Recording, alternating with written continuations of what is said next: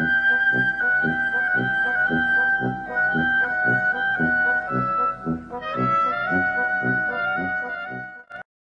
entering a bath, their breasts, the only parts of their bodies fat enough to rise, and the cameraman, head down, remembers. The old woman was chanting a prayer. Cut scene. Now the men have been forced to bathe, and for lack of breasts we can see the hooked ribs, the canyoned stomachs, each shank delicate as a cockerel's, and their beards curling down like a hair spilling above their soft, compliant penises. Each scene has been well scripted. Bathing, funerals, circumcisions, each practice of life in the ghetto commissioned for documentation. And it would seem like a movie if only there weren't corpses being walked over. That same group of people asked to cross the camera tiredly over the dead. The point is for the people to look heartless. Never mind who laid the bodies down or who is directing the living behind the camera's eye.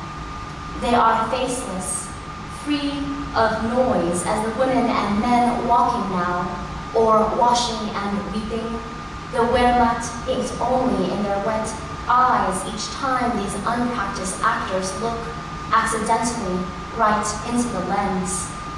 It's night. My dog has screwed his body into my husband's foot. Here, the untouchable blue of sifted light rises, like skin straining to a church's windows. I am watching each fragment of film silently, the captions black tags of context, though the 2-pound boy, the cameraman calls him an actor, held quietly, his skin marbled like a ham is context enough. The quick, neat blade, blood dark as chocolate after.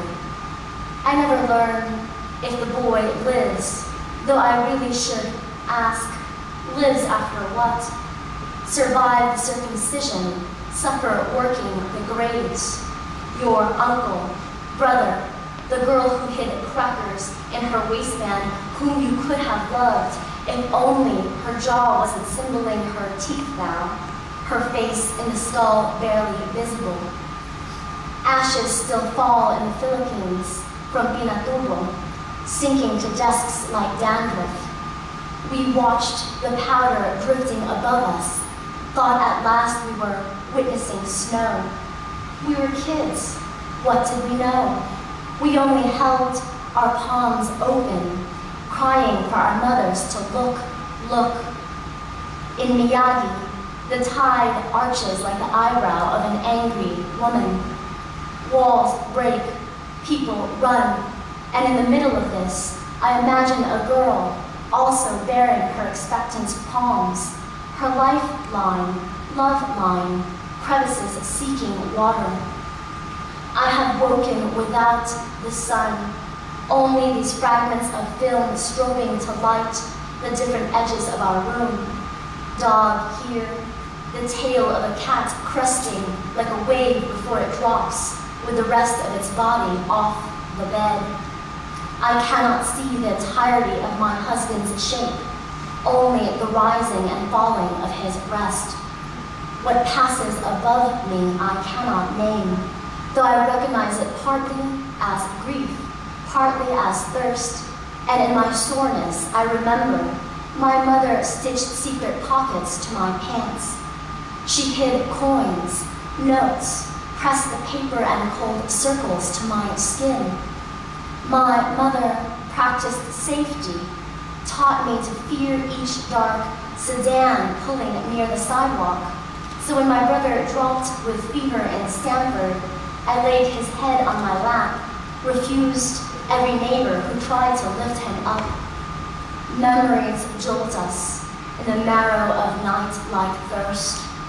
Take care, we say. Be aware and wary.